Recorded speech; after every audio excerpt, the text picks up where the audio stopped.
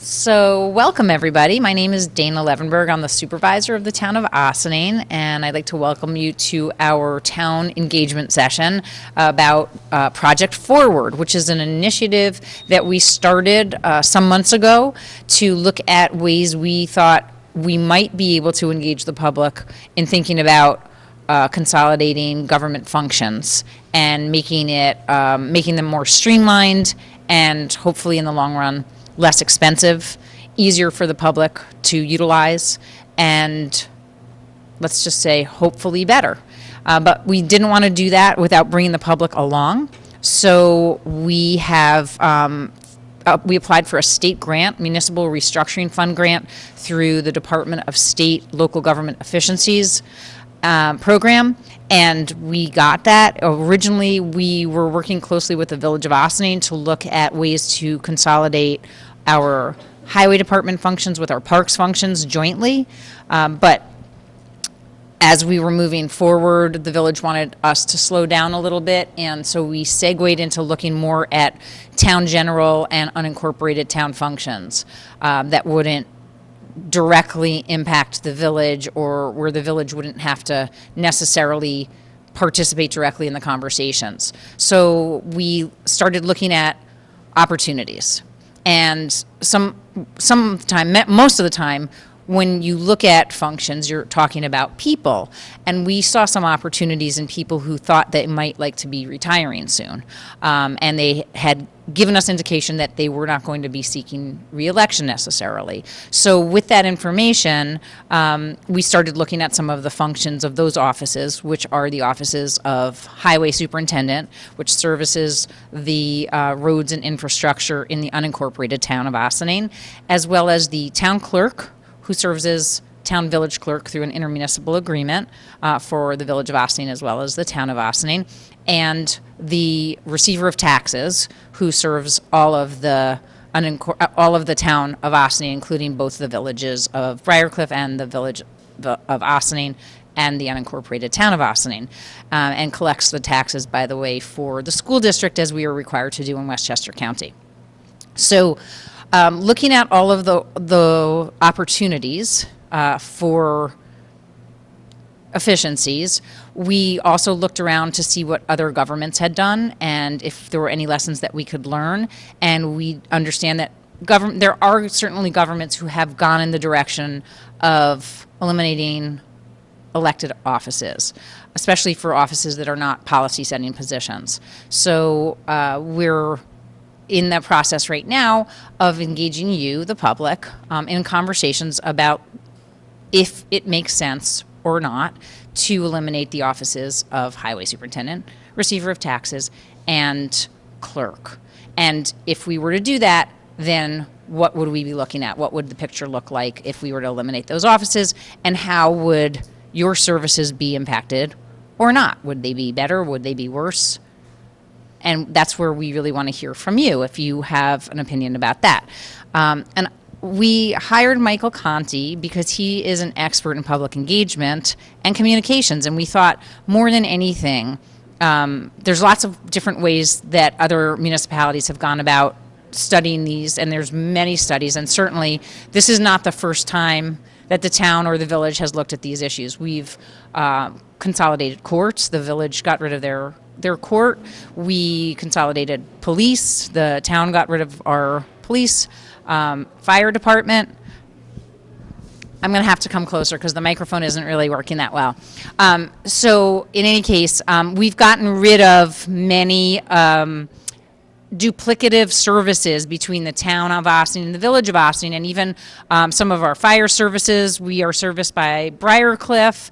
We have a shared district for our ambulance services, the Mid-Hudson Ambulance District, and there's many intermunicipal agreements where we share finance staff, and we share our many other programs, and they're just not coming into my head right now. In any case, this isn't the first time that anybody's looked at this. There have been multiple studies. These are some of the areas that have popped in the studies as maybe low-hanging fruit ways that we could operate more efficiently. So with that, today we're going to ask you to give us a little bit more feedback in addition to the feedback that we've already received through a survey that went out to all 10,800 parcels in the town general. So I'm going to turn the microphone over to Michael Conti to talk to us a little bit about what he's helped us with so far in terms of public engagement and where we think we're going to go next. Michael. Thank you, Dana. So, yes. Dan, could you just say again what the responsibility for the receiver of taxes is? Is that all Okay. three? Yes, the receiver of taxes collects for the town general, county, and both school districts, but not the two villages. That's right. Okay? Okay, so to take a subject like this, which for the average person is maybe a little at arm's length, governmental function is something that we expect we don't really want to know very much about. We just want to make sure it happens, right? It's kind of a challenge for us, especially when we talk about getting rid of something that people might be used to.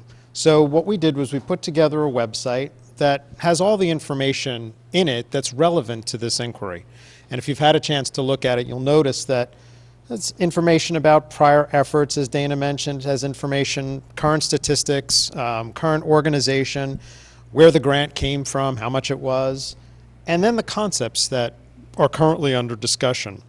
So what we did after this was posted and made aware to the public was we sent them a postcard. So every parcel got a postcard. Sure. So every parcel received a postcard, and that postcard said, go to this web address, please, and take the survey. There was a button here that said, take the survey. We were fortunate enough to receive 177 responses to that survey. And I'll tell you that very briefly, the responses, even though it was a self-select survey, meaning we weren't adjusting this for a particular voting profile, anybody could participate in the survey who received this postcard. We got fairly even gender balance. We got fairly well-organized representation from the three different areas of the town. And it gave us a start. So this is a survey. It's not predictive of anything, because surveys really aren't, especially unscientific surveys like this, but it's a starting point. It gives us a sense or a barometer of current perception. And the people who took part in this survey, generally speaking, were older. They had lived in the community longer than most. So they're influential. They understand the history of the community. They understand perhaps the history of issues like this. And as a result of them being influencers, they become very important in terms of the dialogue going forward. And the questions we posed to them were fairly straightforward. In addition to asking about town services, which just gave us a general benchmark, we asked specifically their sense of whether or not something like consolidation was worth pursuing. And we got fairly robust responses for that. We also asked specifically about these concepts of the elimination of the elective offices, as Dana mentioned. We also got very strong responses there. In fact, for the most part, the survey was unremarkable. It was largely positive if you think or support the notion of the elimination of these elective positions. It was very favorable in terms of the way in which people currently see services that are provided by the town. And it was encouraging of moving the process forward. And that's as much as we wanted out of a survey like this, because let's suggest for a second that the survey, yeah, I can't help that, I'm sorry, sir. So let's suggest for a second that the survey said precisely the opposite of what I said. That might be a point for the board to say, well, I guess we shouldn't move forward. The perceptions currently are that this isn't something that we ought to pursue. That wasn't the case. It was, yeah, keep going, because when you think about it, pragmatically speaking, we'd like to spend less money. That's really what this is asking. And the question is whether or not you think it's worth doing that in comparison to the new structure, whatever that new structure might be in terms of the delivery of services. So that's where we stand today in terms of giving the public a sense of where we have started, what's on the table, what the initial response is, And now the question ultimately will be whether or not the board would like to take this to the next level, which is ultimately requiring a public referendum. Because, again, it's in the hands of the public. It's not in the hands of those who are elected to serve. The public gets to vote on this, and in fact, it gets to vote on it based upon where they live. So that's an interesting component of how we move forward with the process. Now, Maddie is going to talk a little bit about what the services would look like. So, as I said before, some folks say, I don't care how the sausage gets made, I just want to eat it when it's served to me. That's the same notion. I don't care exactly how the streets get plowed, I want to make sure I can get out of my driveway. So presumably folks would want to know that they can still get out of their driveway if in fact services are changed. And that's what Maddie is going to address now. Yeah, sure. Now, I just want some clarification. You said to eliminate these positions. Are you saying eliminate them totally or eliminate them as elected, being elected offices? Are you saying? Yes, I understand. They should be appointed offices? No, not at all. No, Maddie's going to address that. We're talking about getting rid of them as actual elective offices and then reconstituting the departments that actually provide the services. So in other words, you really are going to appoint them. No, that's not what I said. Let's go to the next section. Yep. Okay, and Yep. then I think there'll be a little more clarification. Okay. Good afternoon. I'll try to speak as loudly as I can, but if you can't hear me, please give me a flag.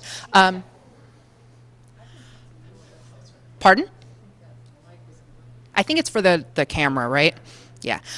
So as Michael mentioned, we looked at a couple different concepts. Concept A, which pertains to the Town of Ossining Highway Department, which is only for the unincorporated area of the town.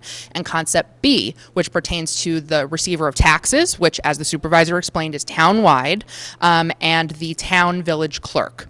So as far as Concept A is concerned, right now the structure is we have an elected superintendent of highways, we have 2 part-time clerical staff, and then we have basically the rank and file. So the gentlemen who are plowing your snow, the gentlemen who are repairing your streets, so on and so forth. We know that the town of Ossining loves their highway department. We don't expect anything to change. We don't expect things to get better. We expect them to be exactly as they are now if we were to eliminate the elected position of highway superintendent. And we have a couple different ideas about how those responsibilities would be reallocated, but certainly someone would have them. You would still have the accountability. You would call the same phone number. Probably the same staff would answer the phone, except for the elected highway superintendent. So we don't really foresee any major change in that department whatsoever. And as we talk about savings, it would be mostly administrative savings. And if you've looked at the website and filled out the survey, you see that it's a modest savings. It's not $1 million. It's modest, but it's a great place to start. And so basically, if we can trim some of the administrative overhead, we'll be in a much better position moving forward. And we absolutely foresee that you'll be getting the same level of service out on the roads as you're getting today. As far as how that's done, we had a couple different ideas, and that's certainly going to depend on the public feedback in terms of how those responsibilities get reallocated. So we could certainly... What was the number? Between 2.5% and 5%, I think, were the different... depending on the scenario and how we restructure the department, between 2.5% and 5% of the highway department budget. The highway department budget's about $3.5 million a year, so it's not sizable. It's a modest decrease. But if we're having an honest conversation about how we can save money, it's a great place to start. And as I mentioned earlier, the rank and file will generally not be affected. So the services that you're used to coming to your doorstep will see no difference. Sure. If you eliminate the superintendent of highway, you've got to replace them by some sort of supervisor. There are a few different ideas about how to do that. Who has the money come out, the salaries? Are you going to hire a supervisor at a greater salary than the elected? No, that is not the plan. Do you want me to go into a little bit? Okay, so we had a couple of different ideas about how that could be how that could be worked out. So we certainly have retired Town of Ossining Highway Department employees around who I'm sure would be very willing to lend their expertise to us. And as most of us know, if you're a pension New York State employee, you can't earn more than $30,000 a year.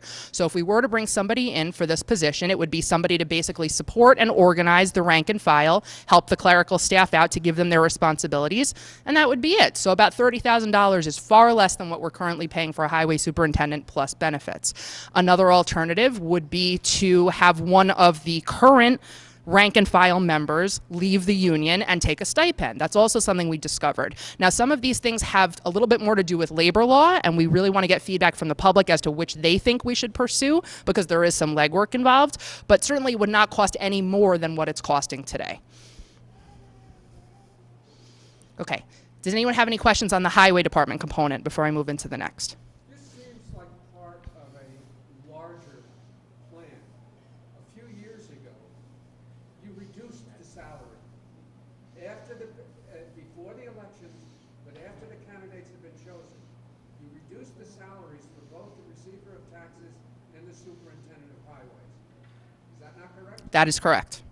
Why? Oh, okay, I'm sorry. So I'm going to repeat the question for the camera. The gentleman asked, back in, I don't recall, 2014, somewhere thereabouts, is it true that the town board reduced the salaries for both the elected position of tax receiver and the elected position of highway superintendent? And the answer to that question is yes. Although certain changes were made along the line to both of those salaries, the highway department, his salary was restored, I do believe. That's something that was an issue for that board to contend with. That's a very separate and apart issue from what we're talking about today. No, I think it's the same issue. I can defer to the supervisor on that. So we'd like not to get derailed, because we aren't going backwards in time. That was a different board, it was a different supervisor, and we're not going backwards. But yes, I know, but they're new people. Okay, so that, as mentioned, Were you unhappy with the old people? the old people have decided to retire. That's what I started off by saying that. Was it reduced? It had nothing to do with me. So I can't really tell you the answer to that question. It had nothing to do with either this current board, and I neglected to introduce Jackie Shaw, who's here also from this current board, but it was a different board and it was a different supervisor. And the decision was made for a variety of reasons that I'm not really privy to, because like I said, it was a different board. What we're trying to do now is engage the public in a productive conversation of how we can move forward. And part of that, you are right, there is a longer term vision for what that might look like down the road. Part of that is, as I mentioned at the beginning, the notion of consolidating parks services, highway services, and cemetery services, because they all have very similar kind of job responsibilities under one. That's a direction that we are moving to in the town. And then if there are other ways that we can look for synergies with the Village of Ossining, where, for example, we could share a salt shed, so we don't all have to have duplicative pieces of equipment that might be able to be shared. We do that now anyway, even without having merged departments, but in the future, we think that there's opportunities to do more of that. We're not trying, we have restored salaries, we have made people as whole as we can, to the extent that we can with the new board. We did that, and I think that we work with great respect for all the people in those positions. Since the receiver of taxes retired, we appointed a new receiver of taxes based on her thank you. I just couldn't come up with the word. Her qualifications. We felt that she was a CPA. She was somebody who had a great deal of experience in with finance and seemed to be qualified for the position. So we appointed her into that position. And then she ran for election, and in fact, the public endorsed that appointment by electing her to public office. Similarly, we had a position open on the town board, and we had an interview process where we interviewed people for the position based on qualifications. We solicited resumes from town, village, and we reviewed them all with the town board, just like we would any other position that was a hired position, to look at qualifications and to appoint somebody who we felt was the best person for the job. Today, we have Jackie Shaw here before us, who was recently elected by the public, again, an endorsement of that appointment. So, Was there an option not to elect her? well, nobody ran against her, but certainly it's an option for somebody to do so. Anybody can run for office. So that's a choice that the public makes. They choose to put up a candidate or not to put up another candidate. And absolutely, that's what your vote work. That's how voting works. So when you say, is there a choice? When you talk about the notion of public offices versus, offices that are elected versus appointed, that's for you to decide if there's a choice or not. So you elect your representatives. We are your representatives. There's not a ballot choice to eliminate the job as opposed to. A town board? No. There wasn't a ballot choice to eliminate the job of town board. I was talking about Jackie for town board. Okay. No, I'm talking about. Receiver of taxes? There was not a ballot choice to eliminate that because we didn't feel that we were in any position with the public to go there until we'd had public conversations and engagements and asked people questions and found out if that was something that the public was interested in. That's where we are today. And yes, would it have been nice to have that done before the last election? I'm sure that our receiver of taxes would have been happy to not have to spend money campaigning. It is costly so to do those sorts of things, but that doesn't mean that it wasn't. It's also an opportunity to get out before your public and speak to them about issues of import to them, and to be able to take those issues back to your workings in your office. I absolutely believe that is true. 100%. Yes, come on over. So I want to go back to the survey for a second. One of the questions that we asked was the motivation for people answering questions in a certain way. And one of the questions we asked was, do you think that the position of, let's say, highway superintendent should be eliminated? Yes. If you answered this way, why did you answer this way? The leading response was that this should be an appointed, not an elected position. Now, you can draw your own conclusions about why they may think that's the case, but that was the leading response.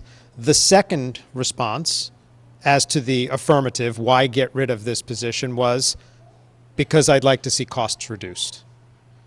So it's important, I think, when you look at the way in which people think about these positions, there are going to be opportunities for conversation about whether a position should be elected or appointed, right?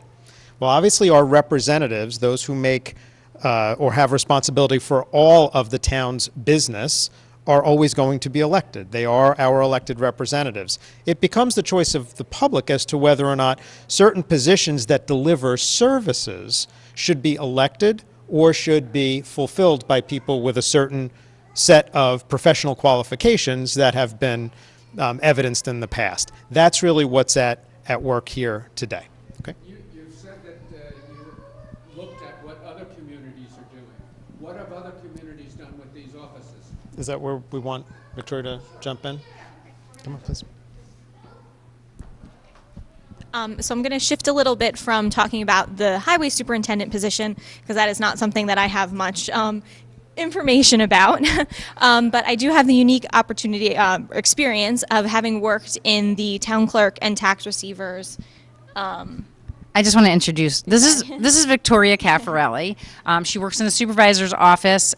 Originally, that's what she was hired to, and currently she's serving as interim town village clerk.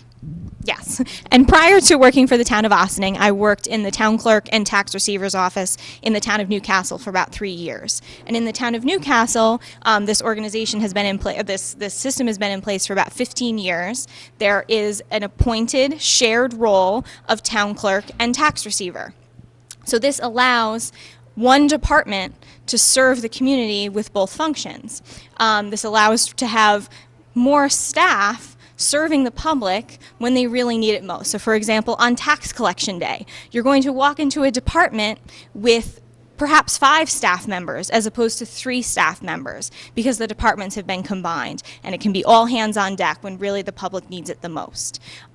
In the town of Newcastle, it's set up that way, and I think the residents are very happy with the services that are being provided. So that's one example of how through this process, we can create a more efficient department with essentially less staff members to serve the public in the way they need it the most. So that's the one example I can kind of provide in terms of what could happen with the positions of town clerk and tax receiver here in the town of Ossining, like our neighbors have done in the town of Newcastle. It is one appointed position, town clerk, tax receiver. Okay. Okay. I feel like, and the other thing I just wanted to mention, Victoria, don't go too far away.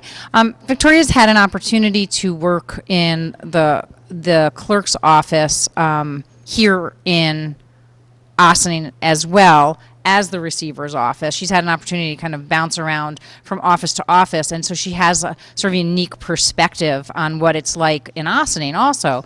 And I think that you can safely say that based on her experience in Newcastle and also her experience in Ossining, it doesn't seem like it's a huge leap to be able to consider that our offices could consolidate into one joint office.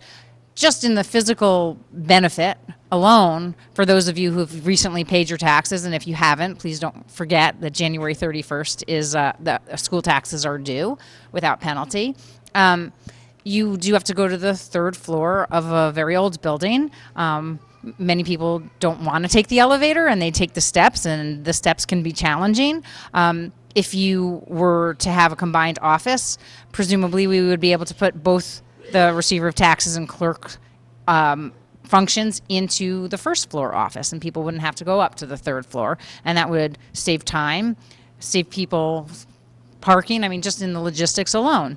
I know it sounds simple, but it makes for an easier and sort of a nicer and more welcoming environment for that particular function, those two functions. And the other point that Victoria was making is that the timing of the different busy periods don't necessarily overlap. Most of them do not intersect. So when you have an office with more people in it, and presumably that would look like, I'm going to just take this over. I know Maddie was going to do this part. We would have a receiver / clerk. And this is one concept. It's not the only concept. It's a concept. A deputy receiver and a deputy clerk, so those people could fulfill those roles if the receiver clerk was not there. And then we would have support staff, either 2 part-timers or another full-time person, depending on how we saw best fit to fill that other role, so that the office would always be covered and we would always be able to fulfill all of the needs, the permitting, the marriage licenses, taking taxes, taking in penalties, whatever needed to be done, FOIL requests, etc. Both of the offices are busy, but again, they have their big busy periods at different times, so it is a good synergy with each other.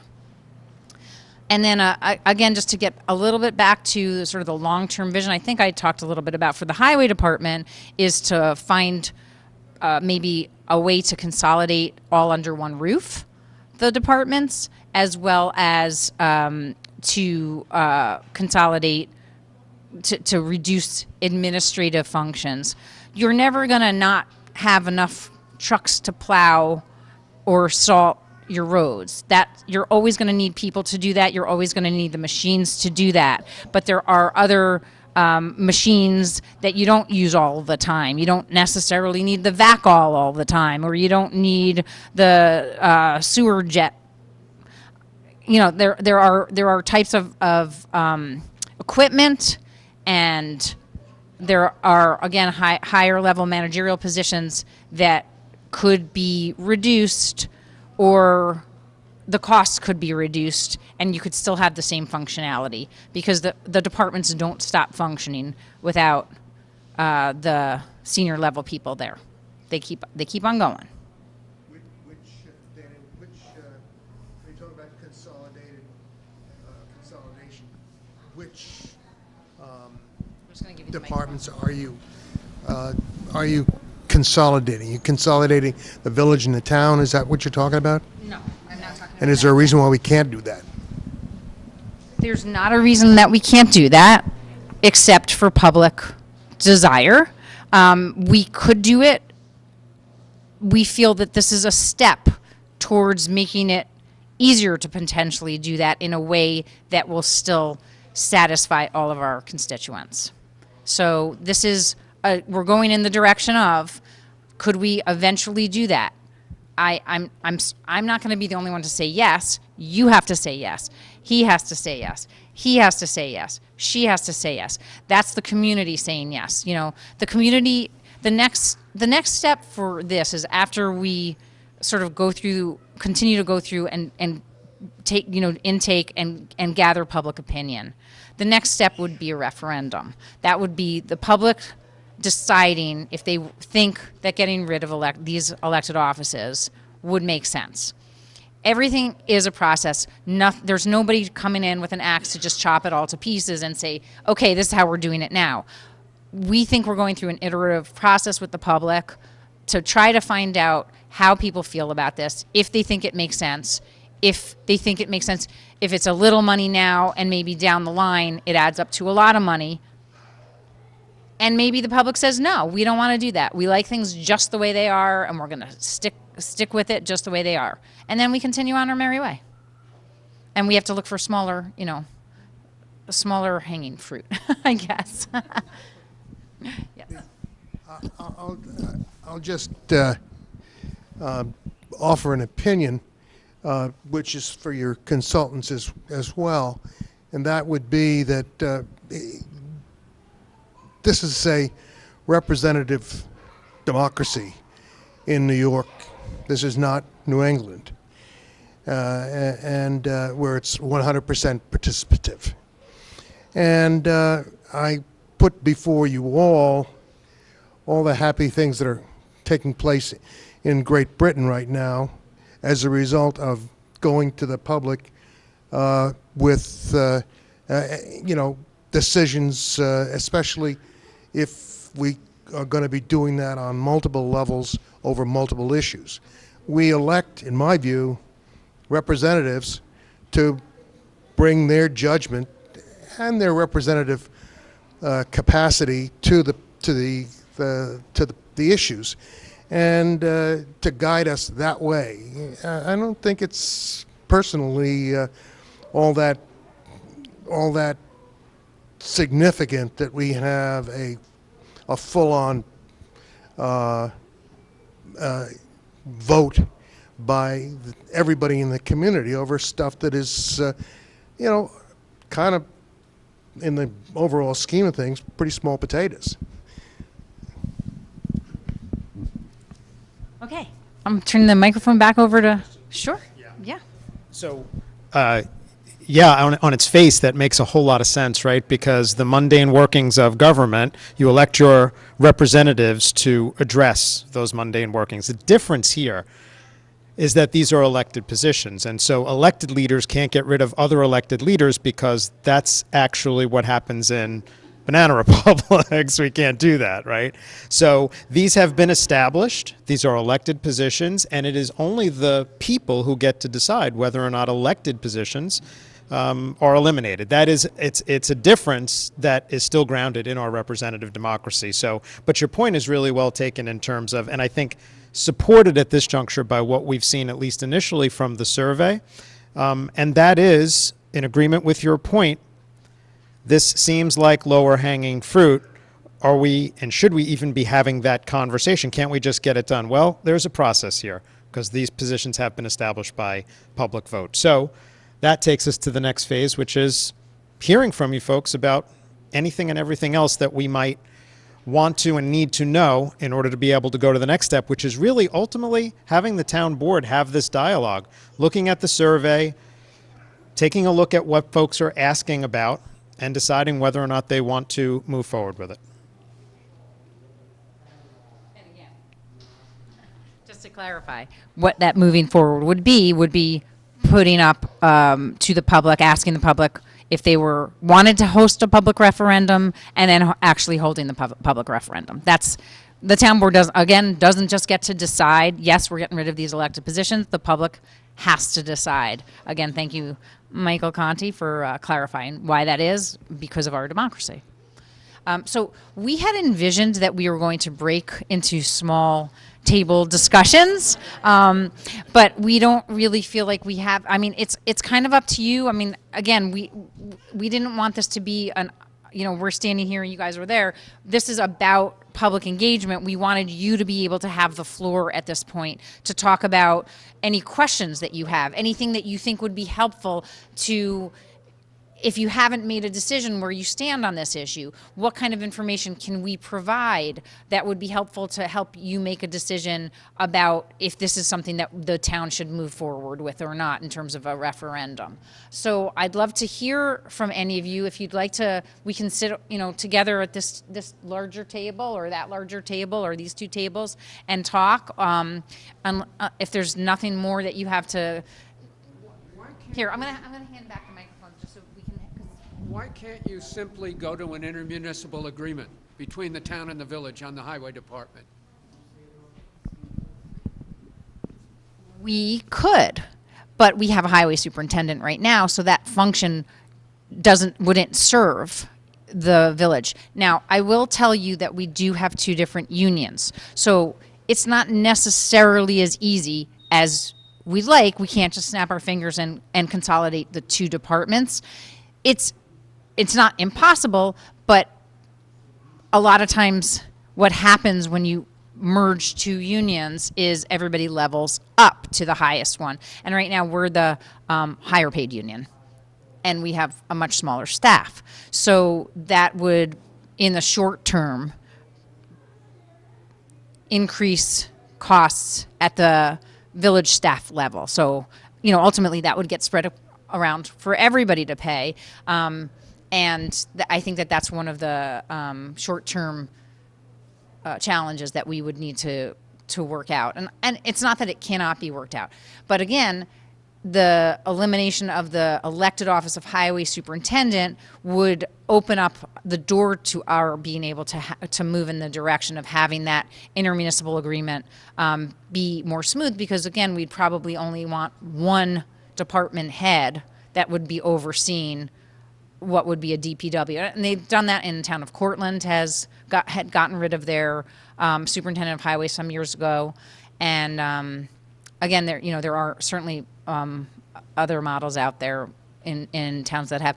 Actually, I was just reviewing a little bit of a study that the town of Bethlehem, New York had done, looking specifically at these three positions. And there are statistics that we can share about what is, and we'd have to update some of those statistics about, sort of what is happening, again, around New York State, in other communities where they have made the decision to move away from the elected offices. I'm going to keep handing this. I'm sorry to be sort of monopolizing comments here, but with three of us, it's not that much of it. Four. Oh, good. Matt joined us, and he's in the unincorporated town, so he's a resident. Don't try to be shy with it. I think I was listening to the governor's State of the State this morning, and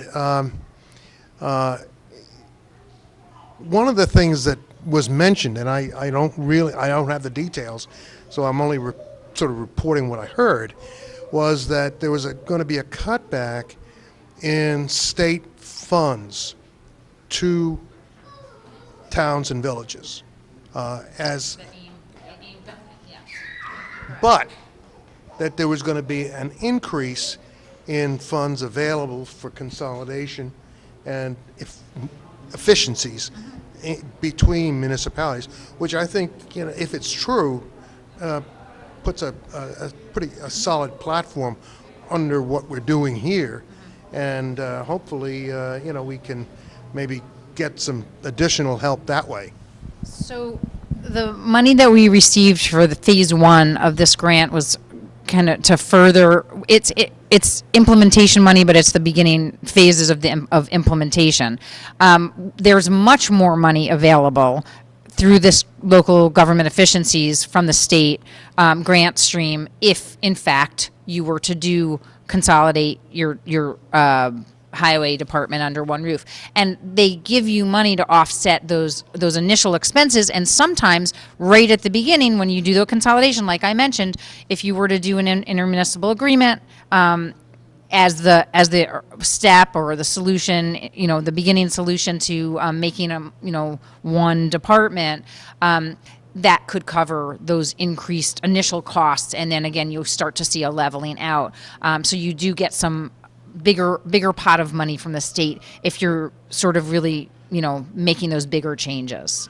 And the governor, the other elephant I guess in the room is, well, okay, why not just have one town or have a coterminous town village? And I don't know if you're going to go there, but that's how many people have said to you, why do we have two Ossining? Well, we don't, it's Ossining again, it's not just Ossining, it's Ossining, lots of most of Briarcliff. Briarcliff has certainly expressed an interest in being their own coterminous town village. And I just had somebody reach out to me the other day about that to say, this is a hot topic right now, and they're looking at electing a new board, and they're talking about, well, when are we going to be our own selves? We don't want to be part of you guys anymore. Obviously, it's complicated. There's a large revenue stream that comes from Briarcliff, and they do enjoy our services such as our assessor and receiver of taxes for all of the school taxes, and our senior program and our parks.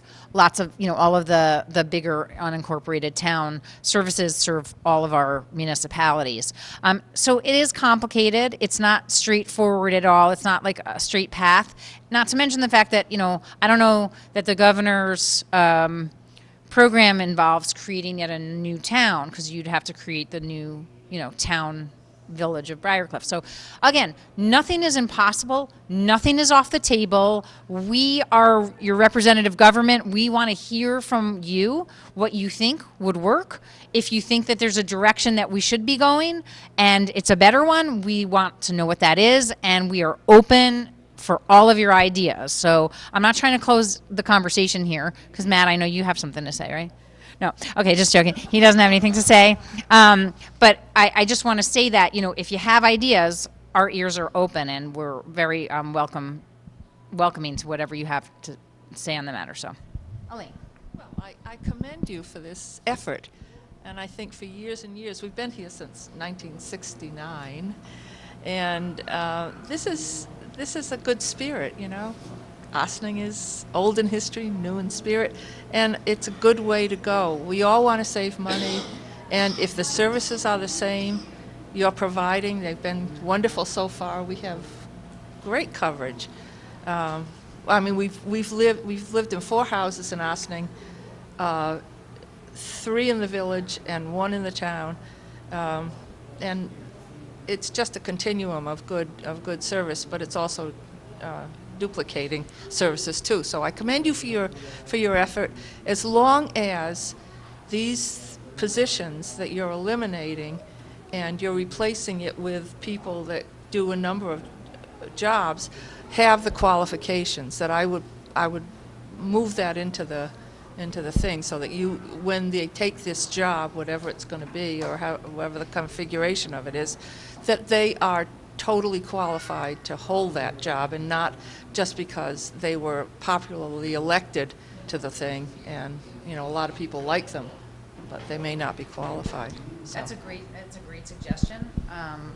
And I think that, you know, again, I think having the suggestion, and Michael and I were talking about that earlier, of what the protocol would be to fill the, you know, vacant, if there were a vacant spot. I mean, honestly, there probably would not necessarily be a vacant spot. There would be a downsized receiver / clerk. So there would be one of those two positions eliminated and one of those two remaining. I'm just going to say that again, most likely.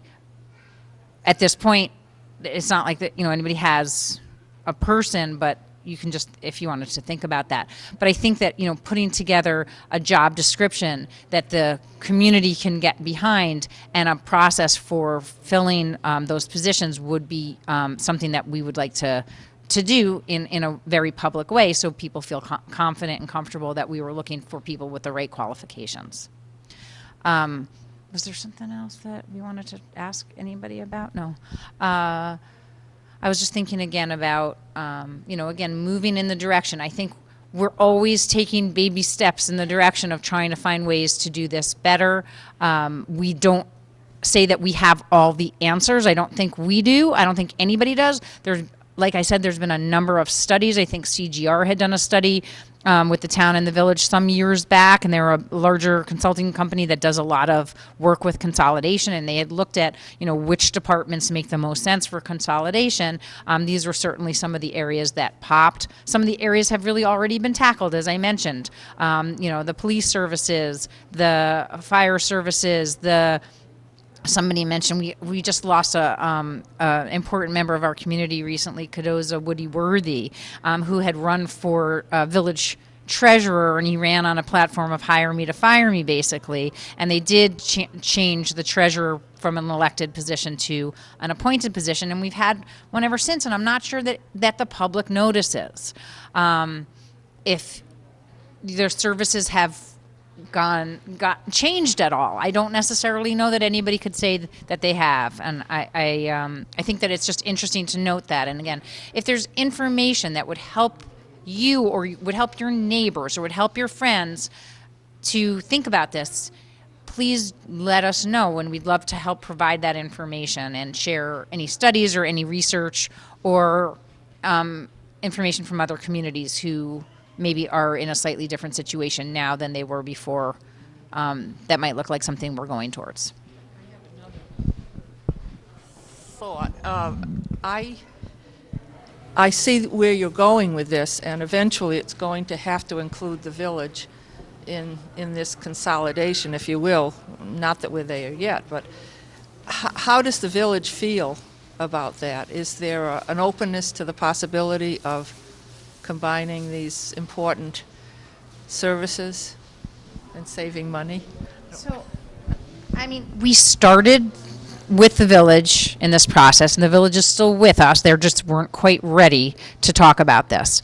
I think that, you know, we have an ever-changing landscape, as you know, with, you know, as elected offices change, you have different people who are sitting in those policy-setting seats, and we have, you know, village manager has not been there for a tremendously long time and hasn't necessarily had the experience with the town and the village and looking at all those, you know, issues from sort of like up here for that long. She's been there for a little over a year. So I think that it's, you know, I don't know the answer to the question, Elaine. Is the village there yet?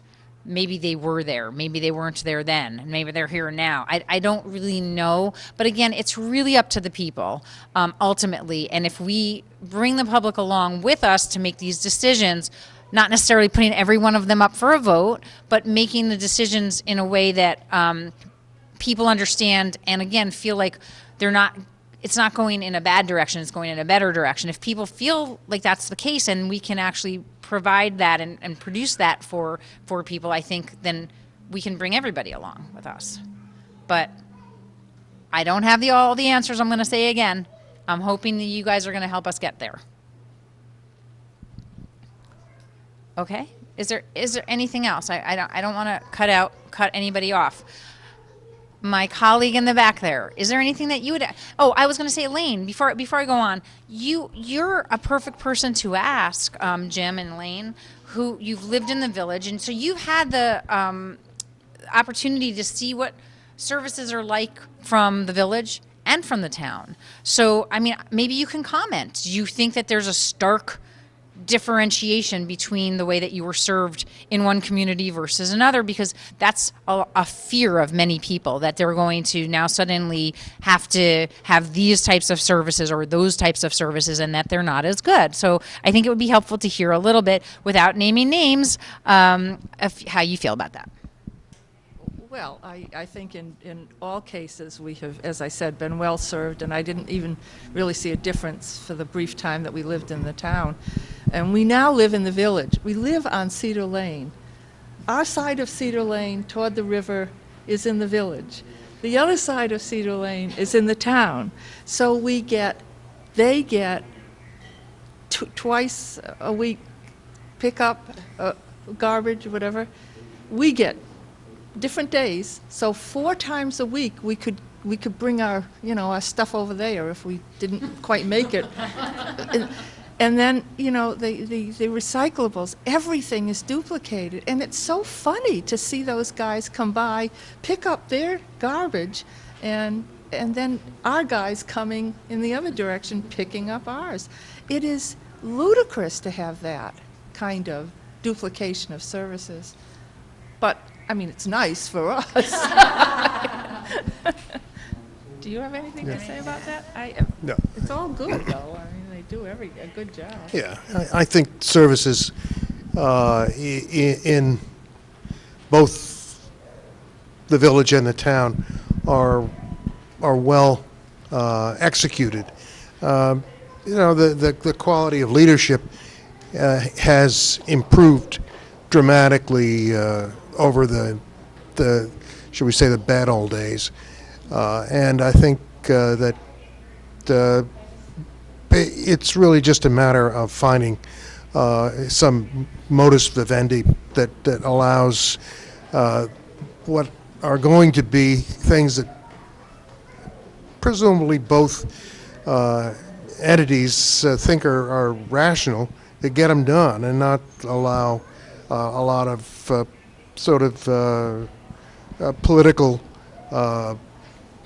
flack to get in the way.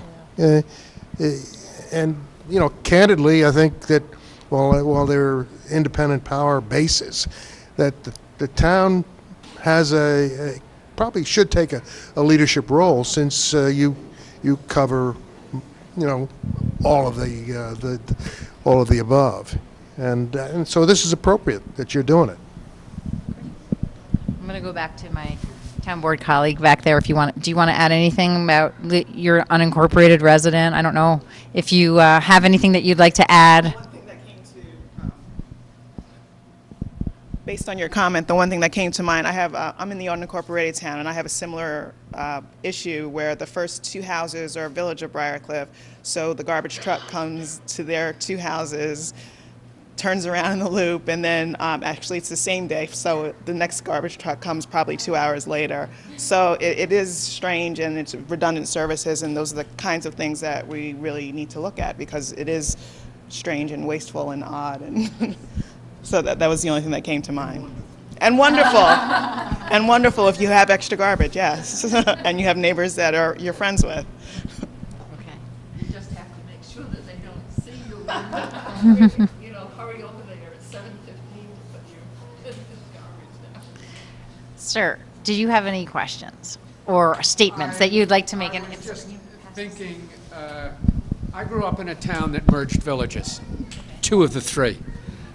Like this town, there was a village that didn't want to go along for about the same reasons. And when the 2 villages merged, the hot button issue became garbage collection. I don't know whether they were being paid at different rates or not, but they went to outsource it. They got rid of the municipal garbage collection. And that's what you've got here, is my understanding, municipal versus outside. Are you in one of the villages? I'm in the Village of Ossining. Yes, and that's true. Just a comment. Again, in the short term, in our brief discussions, again, sort of off-site discussions of what could happen, most likely at the beginning, nothing's going to change. And maybe down the line, nothing's going to change. But, I would never make a comment of what direction the village would go, but outsourcing is, in some regards, easier because you don't need to maintain those trucks, the very expensive trucks, et cetera, et cetera. On the other hand, you have staff in the village that can, after the garbage collection is done, can then just be, sent out to do other tasks. So, there's upsides and downsides. But initially, the village doesn't have the operation where they could suddenly start picking up refuse for the town. Not initially, for sure. Unincorporated that could not happen. So, as I said, services. I don't think anybody would ever feel the difference in services. Would you not have this person to call or that person to call? Okay, you wouldn't, but you're still going to get somebody at the desk who's going to help you and make sure that you're treated with respect and that whatever your issue you might have is handled and taken care of and directed in the right to the right place. Do you have anything you'd like to add, unincorporated resident of Town of Ossining? Okay. Well, with that, I think that we are going to conclude our little community conversation about Project Forward, and we are very thankful for those of you who have participated in this conversation. We certainly hope that we have more people coming out tonight because we really want to hear from everybody, and then we will go back to the town board to make a decision how we'd like to proceed forward, and hopefully we will be able to draw a conclusion in short order. Yes.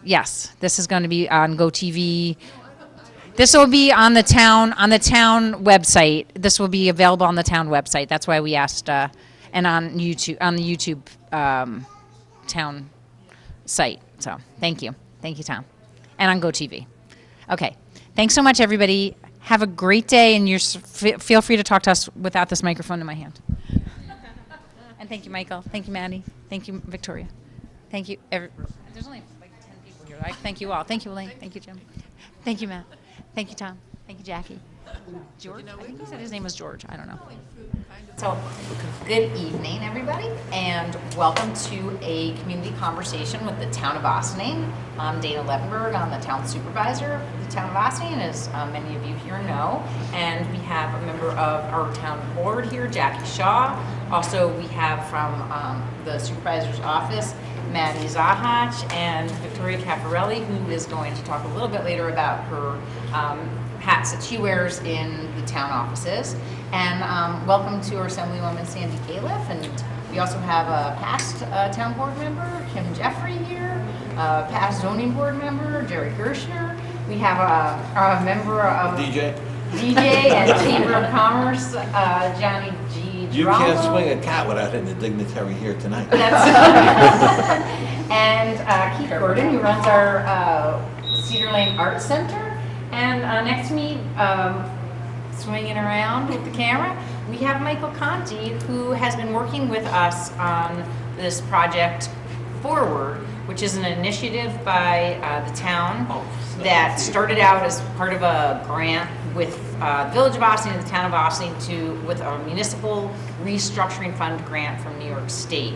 And we brought Michael in to help us with public community engagement on the topic of how we could move forward to look at some of our offices and efficiencies. The grant originally was something that we had worked on with the village to look at how we could combine our forces for our highway and DPW department and our parks departments and find efficiencies in that. As we were moving forward, and one of the first pieces of that was looking at the elected office of highway superintendent. But the other, what we found as we were moving forward, the village asked us to sort of if they could take a step back and wait a little bit and we would explore what we could do from the town perspective first to lay the groundwork for future work together with the village. So we had an opportunity because there were a couple of folks who were talking to us about not seeking re-election for elected office, not just in the highway superintendent position, but also in the town clerk position. And we had a recent retirement in the receiver of taxes position, and we kind of looked around at what was happening in New York State with these offices and saw that there were some opportunities for finding different ways to run some of these offices. So we took a look at the numbers and we came up with a couple of scenarios that we thought might work to make these offices more efficient and effective, and also continue to be friendly to our constituents.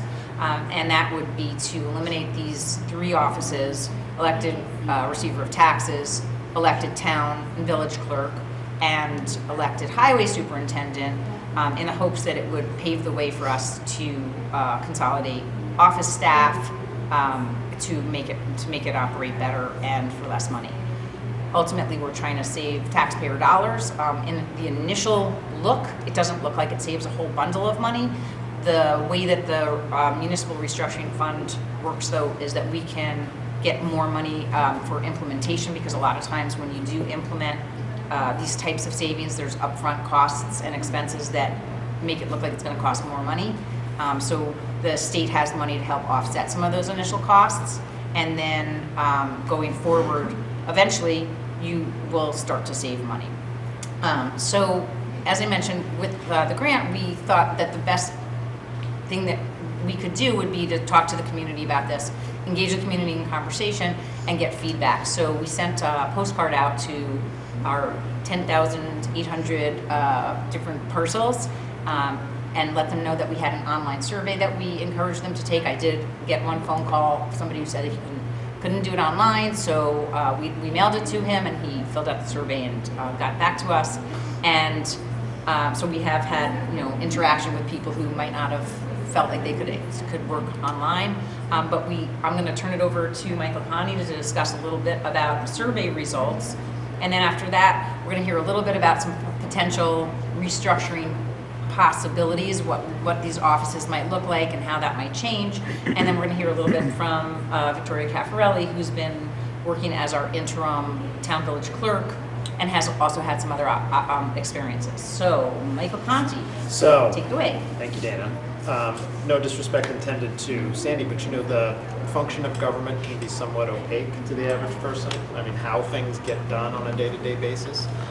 And so when we contemplated how to move forward with just providing information, we thought, less is criticized, too much will be criticized, and I'm sure there are plenty of thoughts that have been and will be generated about that effort, but we erred on the side of trying to give as much information as we could. So we built a website, which I hope you got a chance to take a look at, that laid out a lot of the facts and laid out, I think in very objective terms, where our starting point was, meaning historically, there's been an effort because of the unusual nature, it's probably the best way of saying it, politically, with the 2 villages in Briarcliff and the town.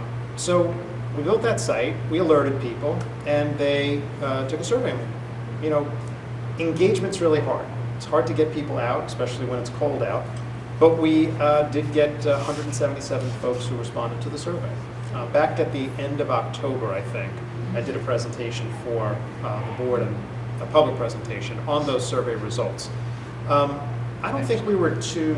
Was it November 7th. Was it November 7th? That sounds right. November 7th. Yes.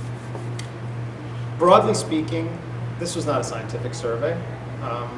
This was not where we looked at a voter turnout and said, here's the model, these are the kinds of folks we wanted. It was self-select, because we're at the very early stage and we're just trying to get a sense, a barometer really, if you will, of community reaction. We do that because, for the most part, we're looking for the big reactions, meaning, that's an awful idea, please stop now. That's where it's valuable, because we don't, A, have the money to spend on really true scientific polling, and we don't have the money to spend on getting mail into people's houses on a regular basis. It's a tough connection to make. So we did this survey. About surprisingly, even though it was self-select, about half the people who responded were female, about half were male. We had a pretty ordinary and I think pleasant breakdown in terms of where people lived. Village of Ossining, unincorporated area, and Briarcliff, kind of corresponding to the way the population exists. The survey definitely tracked older. I think about 60% of the folks were over the age of 60. It tracked definitely older or deeply rooted in terms of folks living here for a long period of time, being more active governmentally.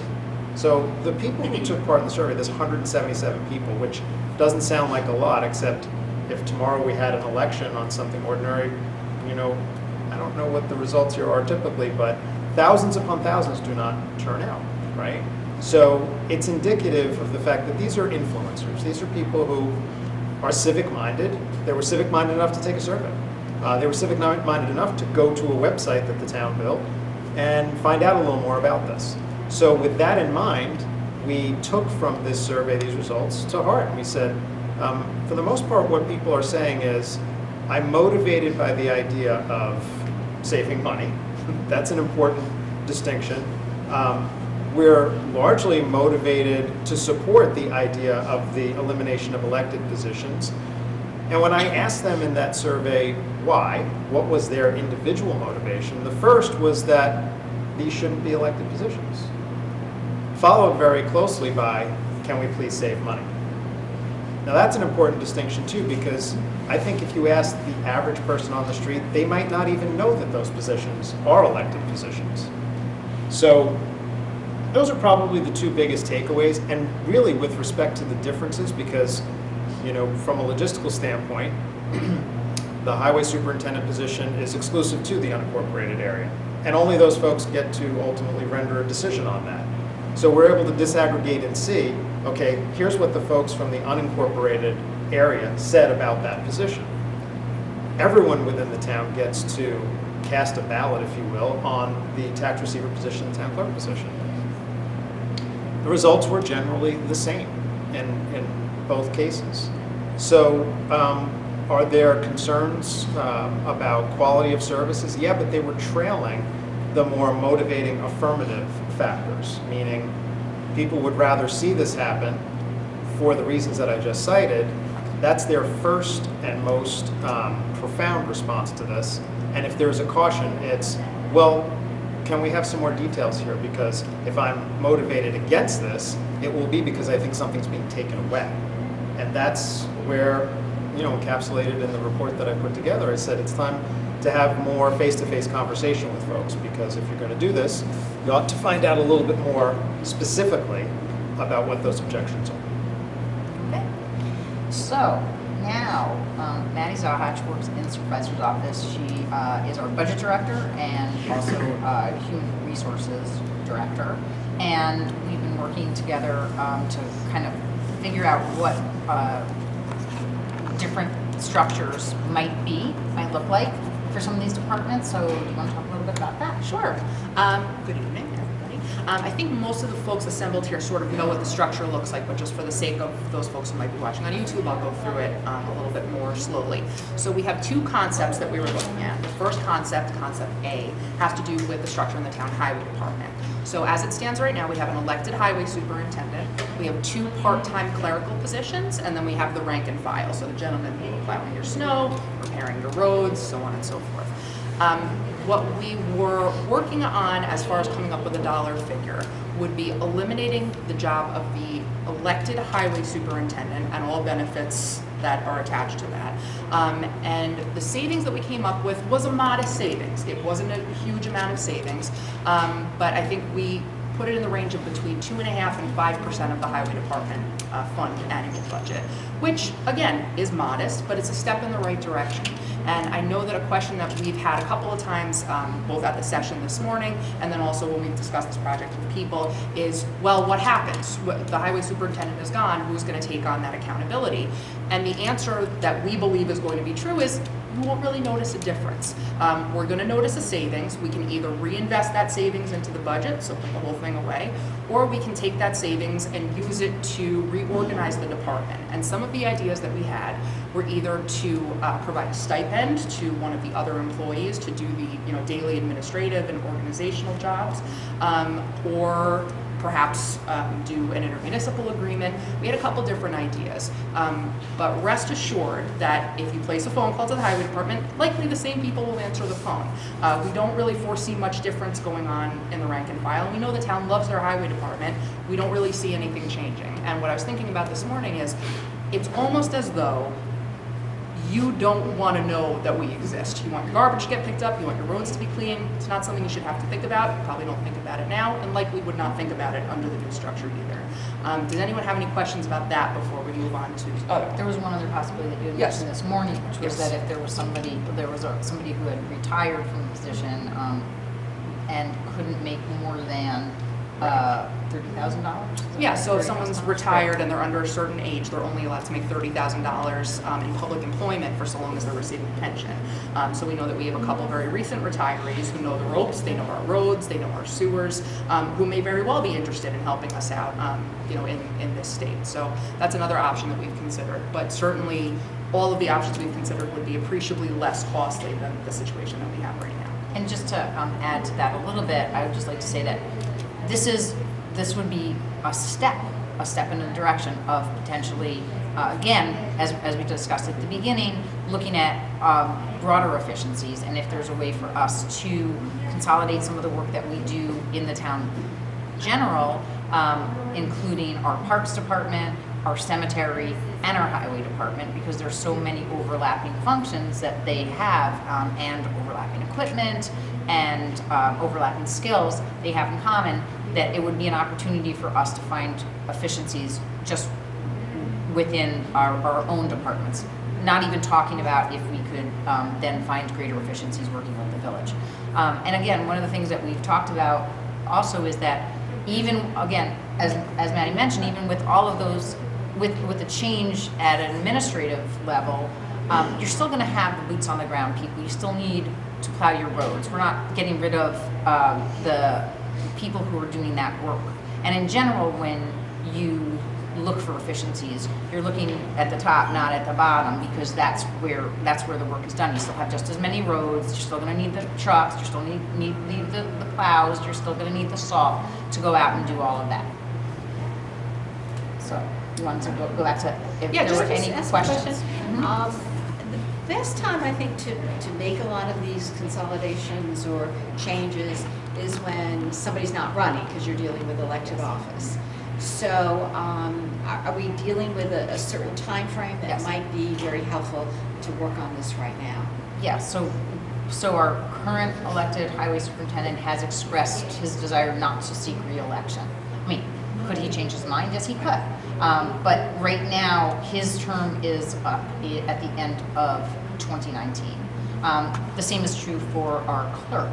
And we recently had a retirement in our tax receiver, and the person that we appointed into the position, the town board appointed into the position, was then, that appointment was then endorsed by the voters, who voted for her to continue as an elected receiver. Now, her term isn't up for until 2 more years, but she, when she came in, we had a discussion with her about the possibility of looking to eliminate elected offices. If that was something that the public would support, how would that feel for her?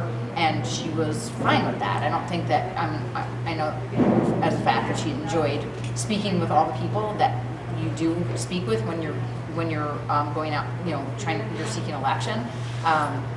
And she loves her job very, very much. The person is currently in that position, but I don't think that she sees a difference from her perspective in being appointed versus being elected.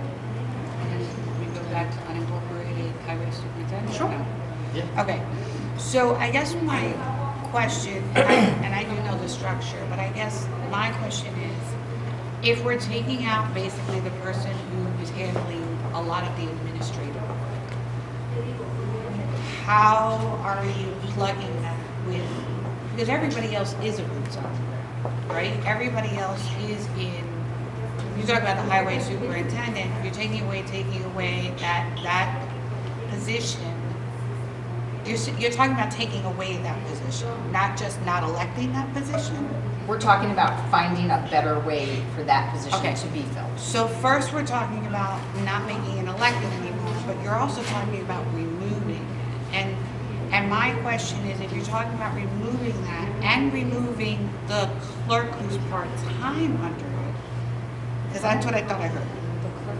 Conditions have changed a little bit since we actually wrote the grant and project forward, because at the time we had one part-time employee, now we have 2 part-time employees. We were expecting at one point to have a full-time employee in place of those 2 part-time employees. The staffing over there as far as administrative services is a little bit fluid at this point, but that was, you're correct, that was initially what was in the proposal. So I guess the question is, if you're taking away or proposing taking away this elected official and the actual job itself, my question is, who's stepping in to do listen, I don't work in that, but I know that the DEC is very serious about water and gutters and sewer and all these reports that, so who's doing that? Because if the guy who is fixing the trucks or plowing the roads or taking the garbage or the leaves, we don't have the garbage, but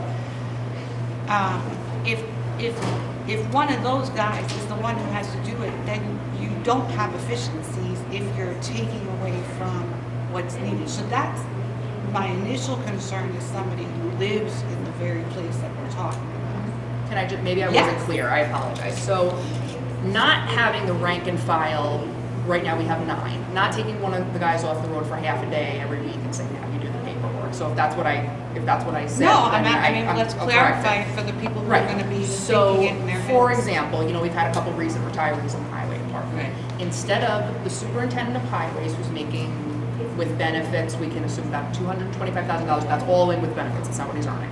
And replacing that instead with an administrative employee at $30,000 a year, who is one of these gentlemen who sort of knows the ropes. That's sort of what I intended to say. Not taking from the pool that we currently have, but rather rehiring one of those gentlemen who's already left.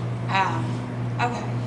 I just want to say, I don't know what the survey looked like because I never actually saw the survey. So when we talk about community engagement, I truly, truly believe that 90% of the people have no idea this is happening. And of that percentage, there's going to be a percentage that really don't care.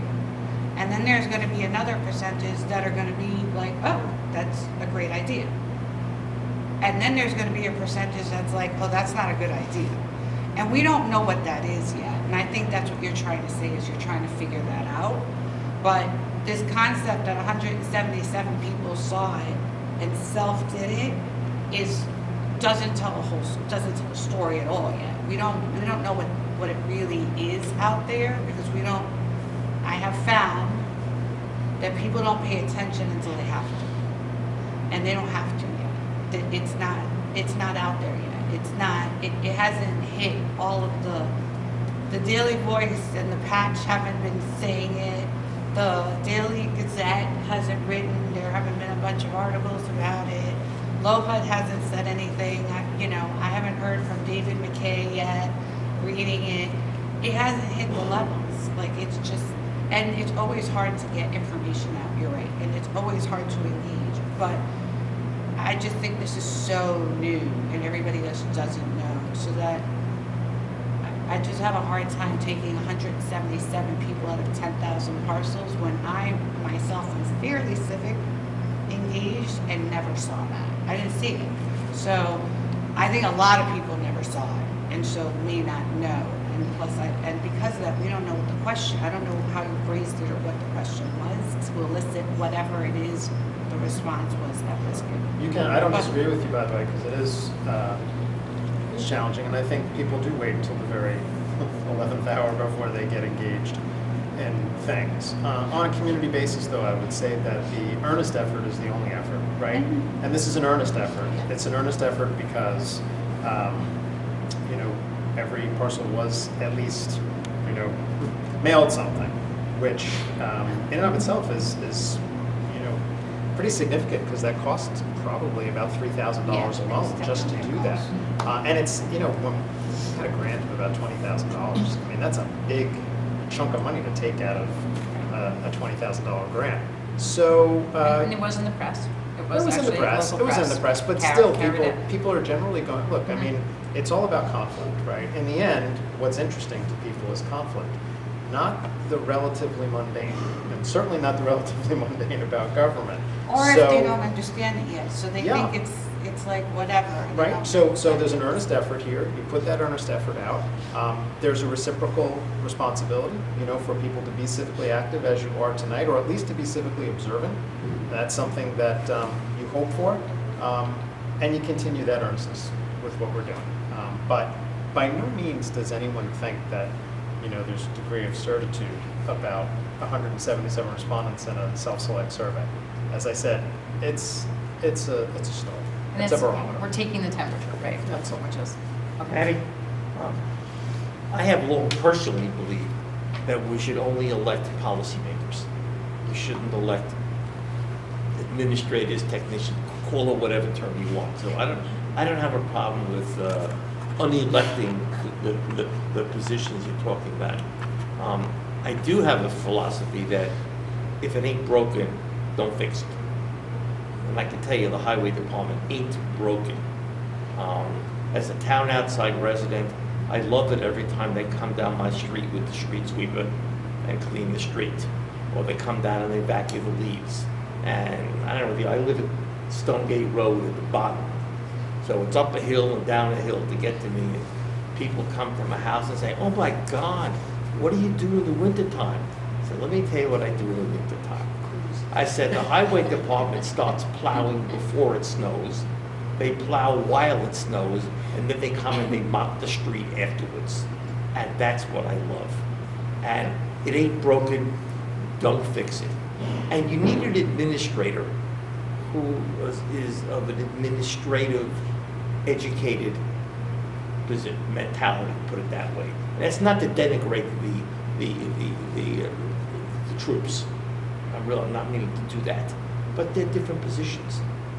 And I don't think anybody's going to just say. No, but you're talking about taking one of the tradesmen, I don't know, I forget what term I should Rank use. and file. That's, Well, one of the rank on and the file, record, and all of a sudden make them the administrator of this department that has a budget of how much money a year? About 3 million. 3 million plus. That's not insignificant.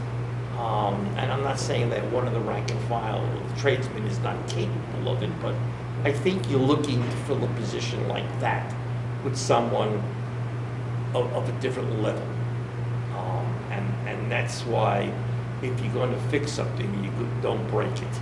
If Mike is going to retire, and it's probably time, and you want to appoint someone instead of, elected, that's okay. But I would hope that you would appoint someone who has administrative skills. Absolutely. That person may not know how to fix a leaking sewer pipe, but it's a different job. Right. And honestly, you really do need to. We believe that you need to make sure that we have a list of established qualifications for a job description, and then we look for people who have those qualifications. And I think you're absolutely right. We're not going to put somebody in there who doesn't have the ability to administrate. Now, I mean, again, if you look around, we do have people in our midst who have the capability to fill those positions right now, and they could step right in. We know that we have people who could do that at a much reduced salary than our highway superintendent. So that's part of the confusion. Because I'm having a hard time. Because on one hand, we're talking about no longer electing the position. Okay. Now we're talking about, on one hand, we're talking about eliminating the position, but then we're talking back about, no, putting somebody in just who's appointed. So I'm confused about what are we really talking about? And I think at the end of the day, I think we could talk about those things but it's hard to hear that. I understand we're talking about like scenarios, but it's hard to then understand because, to Jerry's point, no offense to anybody who lives in Briarcliff or the village of Austining, but the town of Austining has the best darn plow roads out there. We do. Every time I come out of my road, I used to work in the village.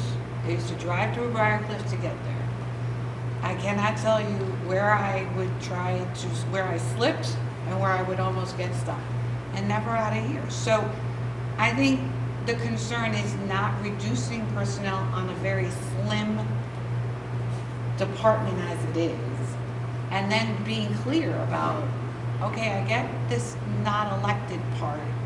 I don't understand. Are we appointing somebody? Are we not filling it? Are we trying to get somebody to fill in who's already there and now that takes a guy out?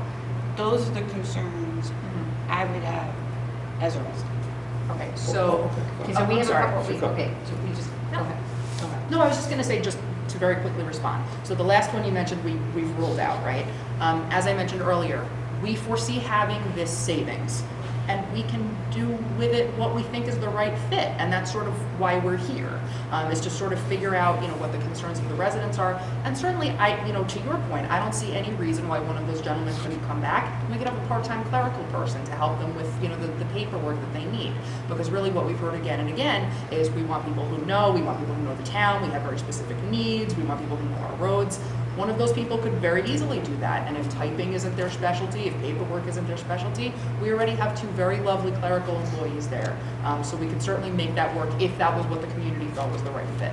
So give me a clue for a second. I'm not sure what. Can I just give? Oh, sure. I'm sorry. Go. Keith had a question, and I wanted to give somebody else a chance. Oh, go ahead. I'm sorry. I No don't problem, mean no problem. First name. So in general, I'm fully in support of reducing expenses. I don't see any reason to elect every position in the town. You elect the school board, you don't elect the superintendent, you don't elect the head of the transportation for the school district. And the same should go here. What confuses me is that if you no longer have the superintendent, part of that job, I would assume, is not administrative. It's not filling out reports to the state and so forth, or to your accounting systems. It's actually supervising the crew. So somebody has to have that job. No?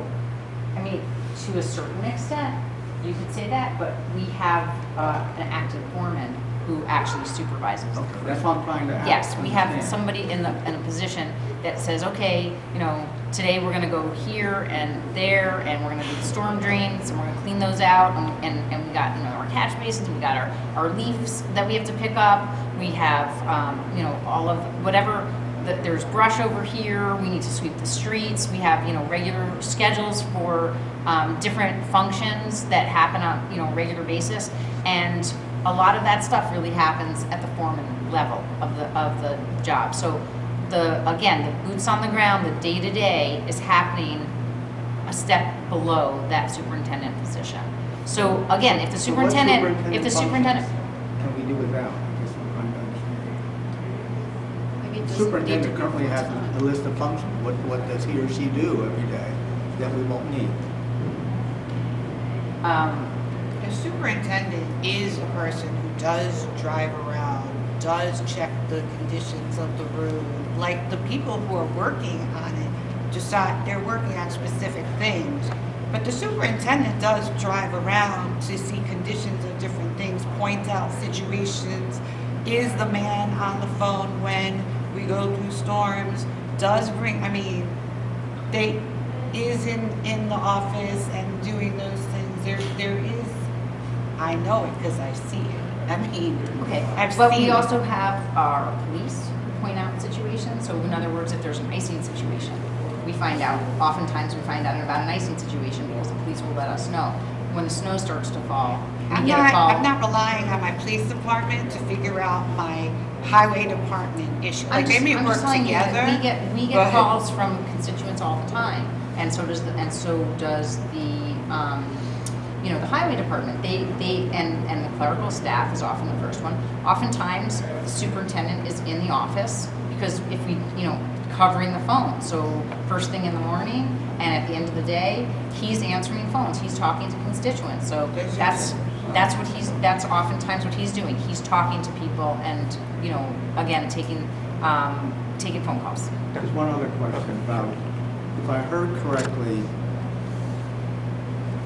a large part of the savings is taking some people who have recently retired, are getting state pension, and therefore, if they're going to work for government, their compensation is capped at $30,000.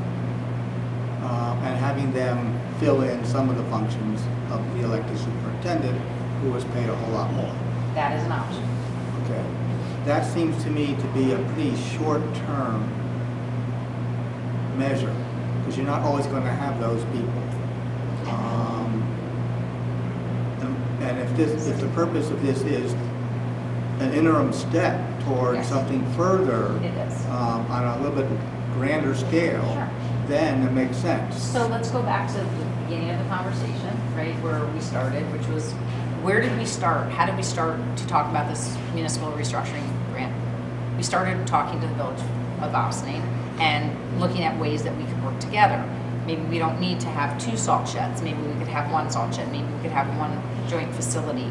Or even if we had 2 facilities, if we had, an overall reduction in top level staff, not really reducing boots on the ground, not reducing the number of trucks, not reducing the number of, not taking away our current outsourced refuse pickup.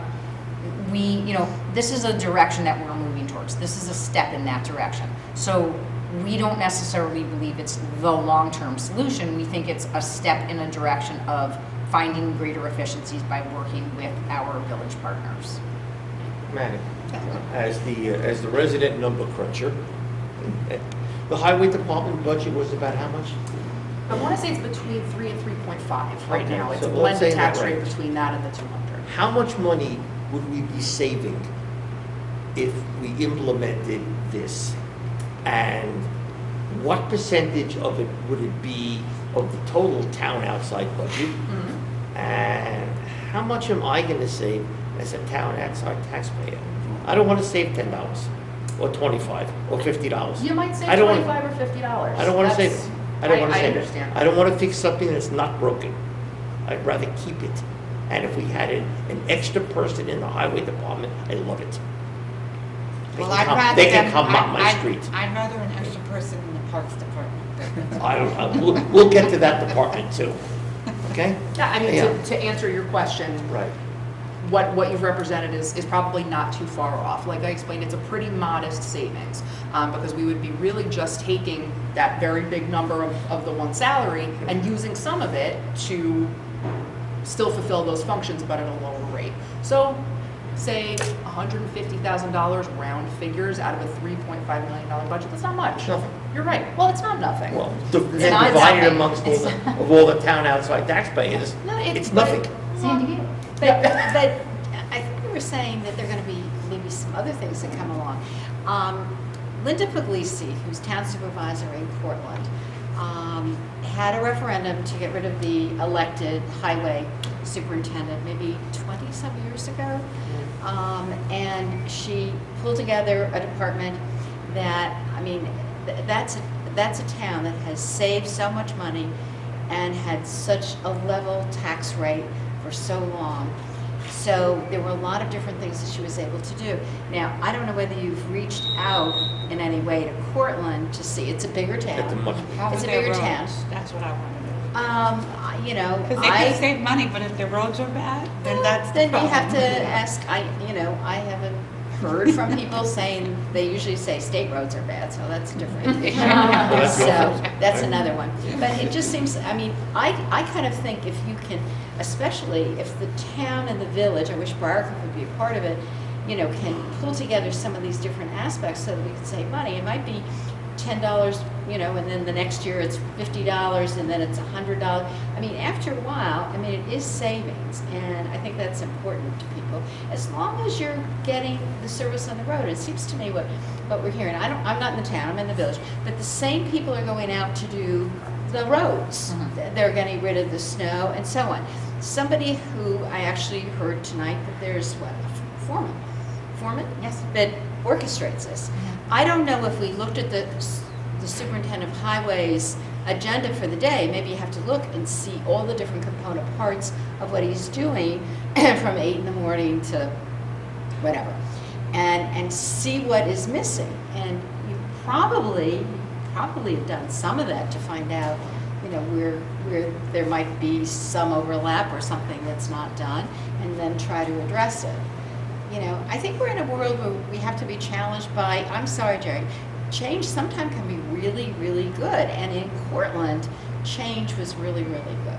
So I as much as I'd love to keep talking Yeah, about the so highway anyway, department, I want right. to talk a little bit about the receiver of taxes and the clerk's office as well.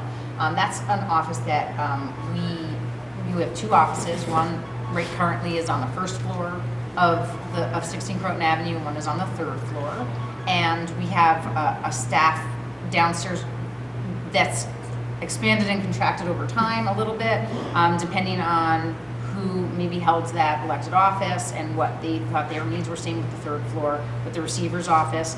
And some of that was based on the needs of the particular people who were in those elected offices and made their case very well to the town board to have greater or lesser coverage. Sometimes there was a little back and forth fighting for a little turf war, because one department said, well, the other department has this many people and we want to have that many people.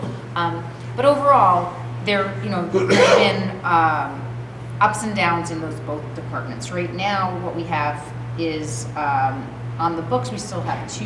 We have a receiver of taxes, 2 deputy receivers of taxes. One position is not currently filled, and we have a part-time person in that office. And in the clerk's office, we have right now we have an elected clerk who's out for health reasons right now, and has been for some time. We have an interim clerk, we have a deputy clerk, and we have a person in there part-time. So again, we saw this maybe as an opportunity because our current clerk had indicated that she was not planning to seek re-election. And we happen to have a person filling the role, Victoria Caffarelli is filling this role as interim clerk now part-time. She's also part-time in the supervisor's office. But she's had an experience in a different municipality, and I was hoping you could talk a little bit about that experience. Sure. So before I started working for the town of Ossining, I worked for the town of Newcastle for 3 years in the what is a shared town clerk and tax receiver department. There is one appointed town clerk tax receiver, and a deputy receiver of taxes, a deputy clerk, and a few other clerical staff, again, similar to what's happened in Ossining. That's kind of gone up and gone down a little bit over the years. But largely this structure's been in place for about 15 years in the town of Newcastle. And what's really great about it is that the 2 offices kind of mesh nicely. The busy times they don't really overlap. So parking, you have your parking permits coming in December, and then just as that kind of goes down, you have tax collection in January. And what's nice about that is that you go from having 2 separate departments with a few people to having a department of possibly 5 staff members that can really help the residents when they need it the most. When you have 1 million people online waiting to pay their taxes, you have 5 people at the ready to help them. But largely, similar to that of the highway department, the day-to-day functions of those positions most likely won't change. It's just when you really need people to pitch hit and kind of come in and help on these busy days, you have at the ready a lot of hands ready to help serve the residents. So, I think in Newcastle that structure has worked out very well. I think the residents are happy with the service that they are provided with, and they've always had a very competent, good person serving in that role that can really address the needs of the community. So I have some questions. Sure. Does anybody know what the population of Newcastle is versus Ossining? It's geographically bigger. No, the population is not bigger. It probably has more parcels. It's geographically bigger than. I'm talking population. I'm not sure. It's probably pretty comparable. Yeah. How many school districts do they have? A lot more than we do. Probably close to 5 or 6. They have 5 or 6 school districts. Yes. So I guess I have concerns about those 2 positions not being elected more than the highway. And the reason my concerns are, and I'm open to hearing why, but the receiver of taxes to me should be an independent position from the office of the supervisor, based on the fact that they are in charge of receiving the taxes, based on the fact that they are in charge of issues regarding penalties, and based on the fact that you don't know who's going to be in the position 5 or 10 years from now, where I also am concerned about what could be cronyism, what could be nepotism, but mostly I'm concerned about independence. And I think for the town clerk, my concern is that that is the person who certifies elections, and it is also the person who's supposed to be in charge of FOIL responses. And to me, those things are things that should be under the person.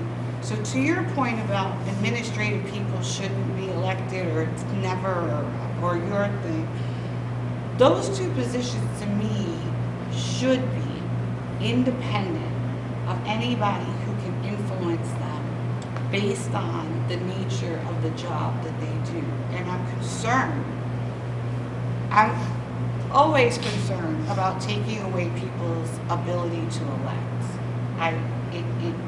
It concerns me. But taking away the ability to elect positions that seem to need to be independent based on possibilities, I think that concerns me more than anything. Whereas the superintendent of highway,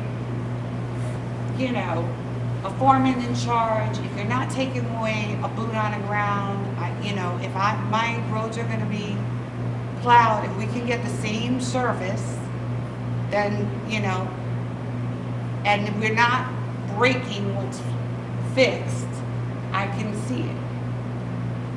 I'm looking at these positions, I was blindsided by, I'd never heard of it, I never knew that the town was thinking of it. I thank you for explaining what your background is, because I didn't understand why the person who is the deputy in the town clerk's office was not appointed the interim, but I understand that you have background. At least that's helpful to understand why, because she's been there for 10 years. But these to me lend themselves to be independent positions, and so I'm concerned about that aspect of it. And I'm not also sure how much money we're saving. So we're going to take those 2 positions. We're going to combine. We're going to combine the 2 offices. I We'll also have one office, and the other benefit would be, just no, I understand physically, combining just, with, just wait, physically. let me just ask the question. Okay. Who's in charge in this scenario? I understand you're combining a person personnel. that has a title of receiver/clerk. So the receiver of taxes, though, is a specific background of knowledge. How does the background of knowledge of the receiver gel with the background and the work and the duties of the town clerk? Yeah, something that I think is really essential to making this function is having a deputy tax receiver and a deputy clerk that really understand their functions, so that you can have a professional person who is the go-to person for all clerk things and a go-to person for all receiver things. And that's really how it does function in Newcastle. You have really great people serving in those roles. But at the same time, I think to fill the position of clerk or fill the position of tax receiver, I do think a lot of those qualifications work well together. That if you are somebody that likes dealing with the public, that wants to serve your community, That really is what it is at the heart of it. You're serving your community and you have pride in that. I think that's the most important thing that you can have in somebody that's serving in that position. So it's laws, it's the laws of a municipality, but I think really at the heart of it, if you have somebody who's passionate about it, it's really easy to learn both functions and understand. It's really about knowing the importance of them, less about knowing the nitty-gritty details, because you really have support staff that can help you with that.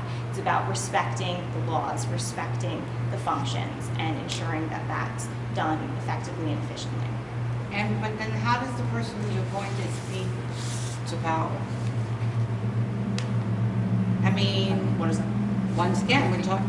Can we just, you've had a lot of time, and I just want to give everybody else an opportunity to speak and ask questions. Well, I do want to just address one thing about the elections, is that, yes, the clerk is responsible for overseeing the local elections and responsible for coordinating it, but right now, the Westchester County Department of Elections is responsible for certifying the elections. The function of the clerk on election night is get the stuff, make sure it arrives in your office, all of the materials to you.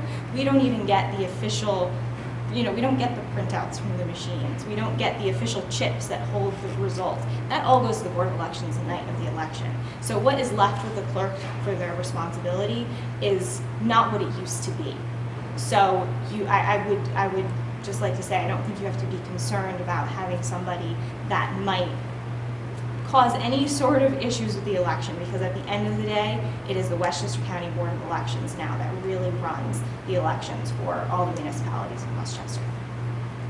Is there anybody else who wanted to comment on these other positions or have questions about the receivers? It seems to me we might be minimalizing what the town highway superintendent really does. It's a position that requires a lot of knowledge of licensing, a lot of knowledge of a lot of the state and national laws. I know the current superintendent very well, and he's always attending training and doing things like that. So who is going to do that? A person that you... Well, yeah, but are you going to have the qualifications? He has a lot of qualifications. Absolutely. I've been with him during the day when he's had to answer 5 or 10 or 15 phone calls with knowledge at his fingertips. Can you appoint somebody like that? I don't know. Is there a civil service position for town highway? Or any type of a highway superintendent? Or I think there is for Department of Public Works. Yeah, so would you then get from that pool? We absolutely could. Yeah. Well, but I don't know that as an unincorporated person, I want it going their way now. Like, we're still talking about having an unincorporated town highway department. Now, it's one thing to say that maybe that position shouldn't be elected anymore. Maybe we're going to fill it with somebody who absolutely can handle. And it's one thing to say we might be sharing a salt shed, but a whole conversation about consolidation is a whole nother can of worms that needs to be discussed. You're just saying a new job title for the person who's I'm just responsible saying, for the town. I'm nervous Well, he that said pulling somebody from the DPW, you can't do that from the perspective of how we're talking. Well, what I'm saying is, I want to make sure that any person that's appointed has the qualifications of what we have now. Well, right now, with an elected position, you can have 0 qualifications and be elected to the position. But the people understand that. But the people make Well, sure that people you are understand. qualified. You actually go I to do. trainings when you get elected. Right. If you haven't been trained, then you go to trainings, and who It pays for hasn't that? happened. The town. In this case, it has not happened. Well, absolutely. When So when now, our current this superintendent of position- highways, he didn't come in with all that training. He's been, like you said, he's always going to trainings. Always, yes. That would be the same for anybody in that position. They would be going to trainings. They wouldn't stop going to trainings just because they were appointed. I just don't think you can fill that position with a $30,000 employee.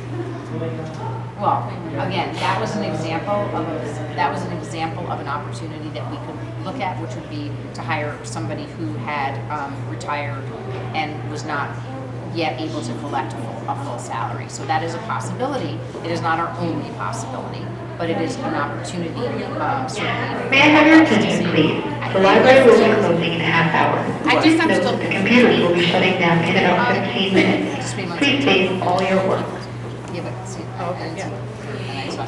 No, I just, I've also heard other communities say, if you have all these elected positions, there's no opportunity to do any sharing of services, particularly because they are elected positions, they have a role, and you can't, if you wanted to do something, you couldn't. So if you want to keep it just as it is, then you keep the elected positions. But if you want to have some opportunities to negotiate, I guess, that happened with our police department, because they were not, our town police chief was not an elected person, right? So then the community was able to negotiate, whether you liked it or you didn't like it, but they were able to negotiate because they weren't elected. But when you have an elected receiver of taxes, you're kind of stuck. You can't do that combination at all when they're elected. So it doesn't give you the flexibility. I think there's so many people that, you said it before, that it's like professional people that have been really trained and schooled beforehand instead of, most of us started out not trained in our jobs that we have, right? We just did on-the-job training, but I think, if you were hiring somebody in receiver taxes, you probably want somebody that really knows, not receiver tax, but being able to coordinate it, that knows the state laws. They're very specific about receiver taxes. You can't pay late, you can't do this, you can't, there are a whole bunch of rules and regulations. It's very kind of cut and dry.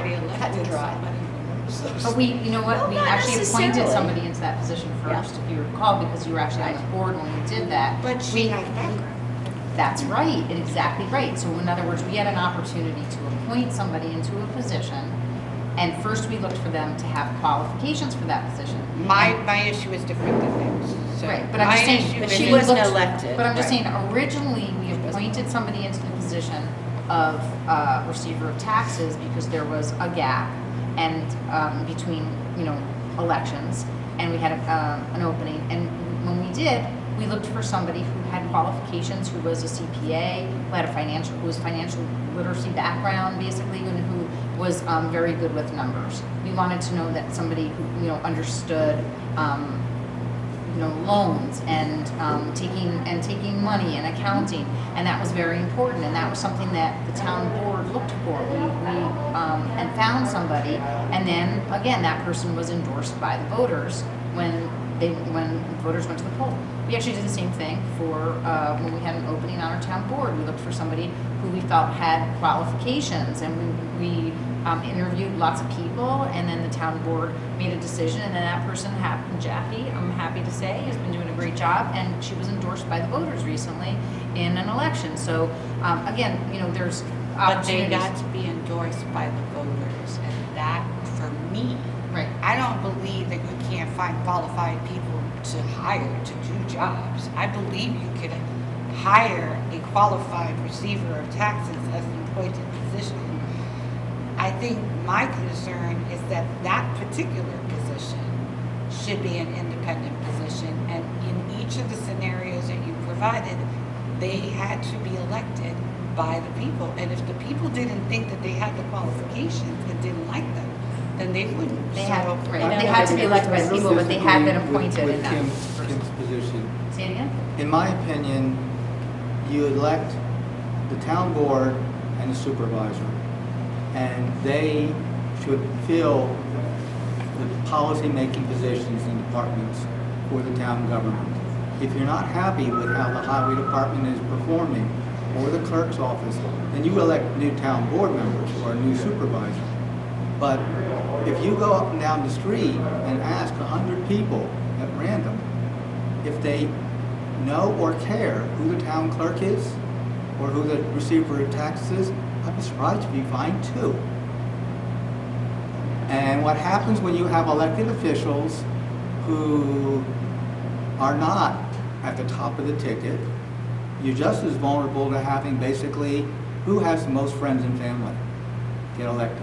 Whether they are good at their job or not, whether they're honest at their job or not.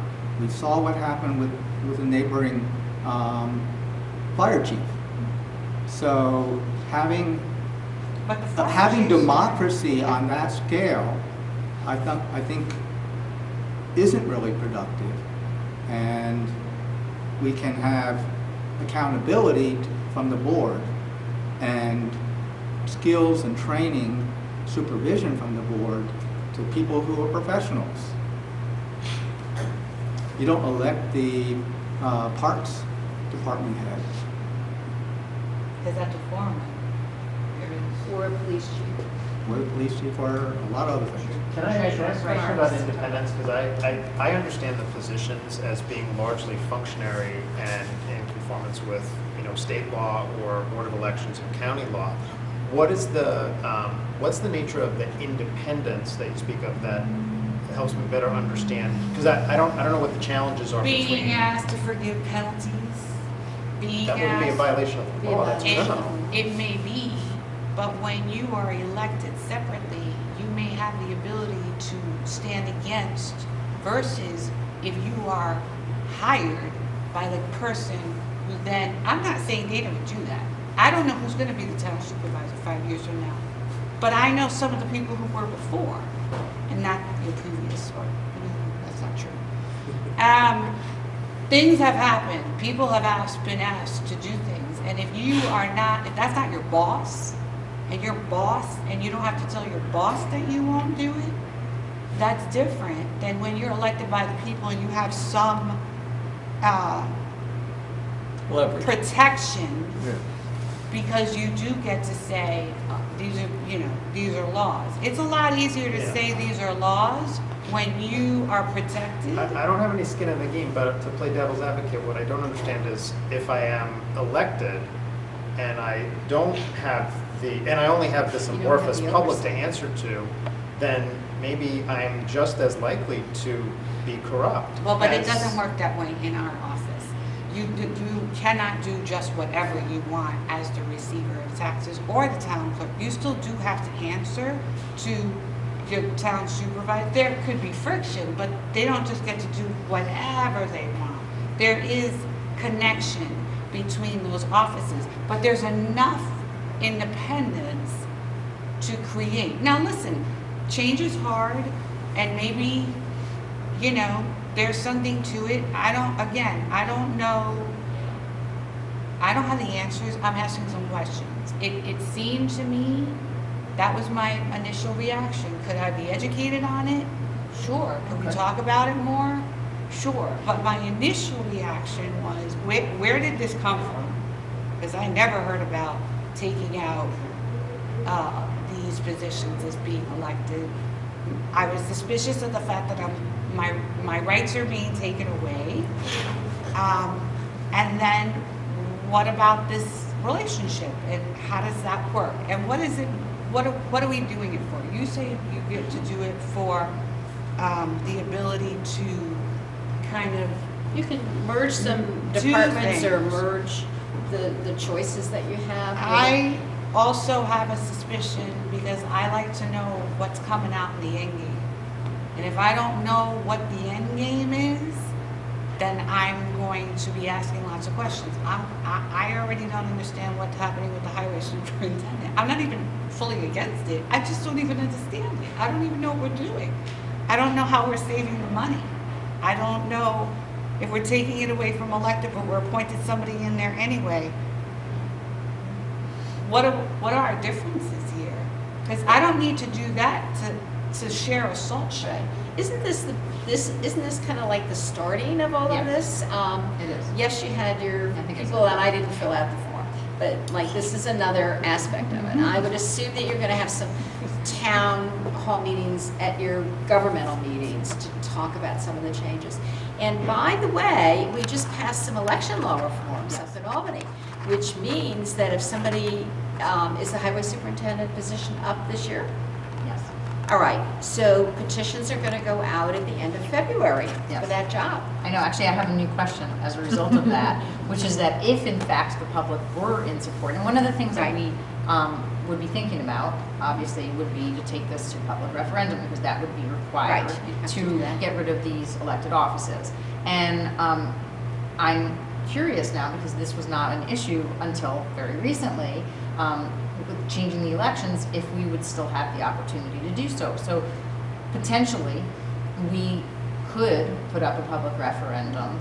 We had been thinking, potentially May, if we had felt that the public was in support of this or wasn't not in support of it, and we would go out to the public for a vote.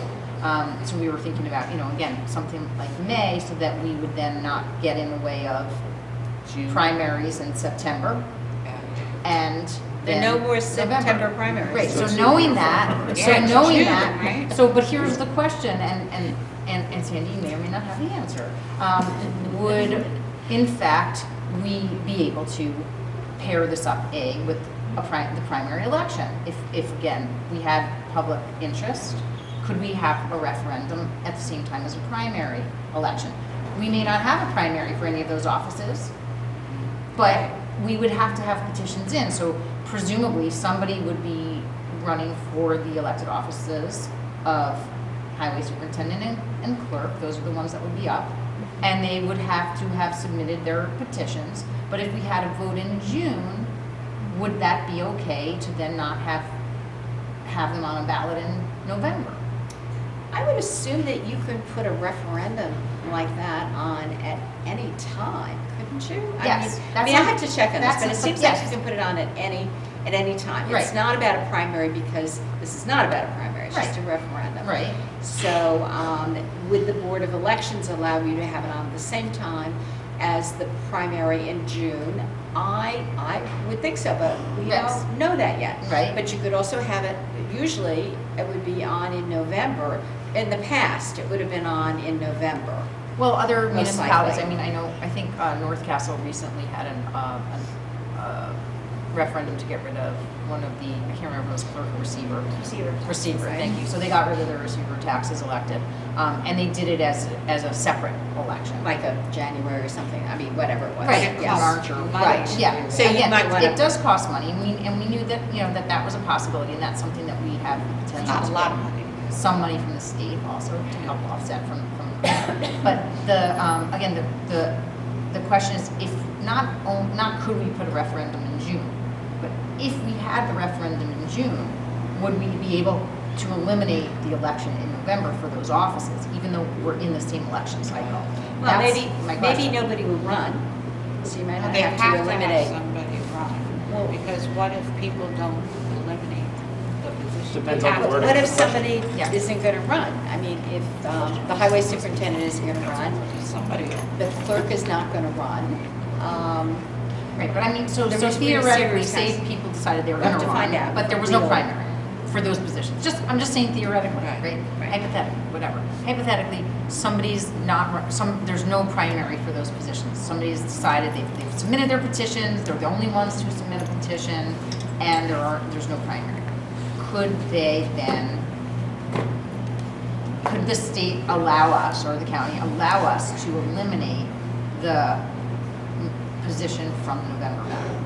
I don't know the answer. We don't know This the is a answer question yet. I'm Right, going to put to right. our state elected Yes, official, we have to see get if we the can get an legal- answer for legal us about people. this, because this is a new problem that's sort of arisen with the question of this opportunity that we think we may have. You can also have people run on the basis. I went to Cadoza Worthy's funeral, and a terrific gentleman from Osney, and he had run for treasurer of the village of Osney, and he ran on the basis that you shouldn't run, and that position should be a professional position. So he ran, and then as soon as he won, they turned it into a professional position. I don't remember whether we had to do, I don't know what happened in the village of Osney back then, but so you could have maybe people that would run on the basis that if this referendum passed, that they would turn it into a different kind of office. It's very intriguing. Yes, the timing would have been easier to do this before. Oh, hindsight. That's funny. Everything takes time, unfortunately, and we wanted to have an iterative process, and we wanted to make sure that the public was engaged in a process, and we have tried to do our best to reach out to the press and older them to this. I know that a couple of the local newspapers have run stories about the initiative, and May I have your attention, please? The library will be closing in 10 minutes. If you have any items you wish to check out, please bring them to the circulation desk now. Yes. The library will be open tomorrow from 10 a.m. to 6 p.m. Thank you and have a good evening. And I just want to say thank you to everybody who has come out tonight, because I think I very much appreciate the input. I think the board very much appreciates the input. We specifically videotaped this so we could post it on YouTube and make sure that we get additional input, and we're hoping that we'll get, again, additional written responses. But we do feel like the next step would be, unless we have a huge uproar and say this is a ridiculous thing, and I'm talking huge, very big uproar, we do think that the next step would be to start to hold a public hearing about a referendum to eliminate these elected positions. And if we don't have all of the answers about exactly how we're going to have the next step, we think that that's okay, because we're going to get, again, public input about how the public thinks the best process would be to fill those, and then listen to the public and try to incorporate the input that we receive into moving forward in the best way possible. So that would be our next step. Michael, is there anything that you wanted to add in terms of the additional public engagement? Only to the extent that it's now going to be time, I think, for the town board as a whole, as an elected body, to sponsor public engagement. And so that means maybe a little bit more specificity that we offer to the public, and the public offering in return what its thoughts are before getting to that point of scheduling. This is a town board sponsored event, I will say. This is one of them. Our town board sponsored survey and mailing that went out to the public, and we will continue to take feedback, and again, we'll direct people to watch the YouTube videos and hopefully get a little bit more information about any questions that they have, and then we'll continue to take questions, and then hopefully we will have more action steps coming up in the future.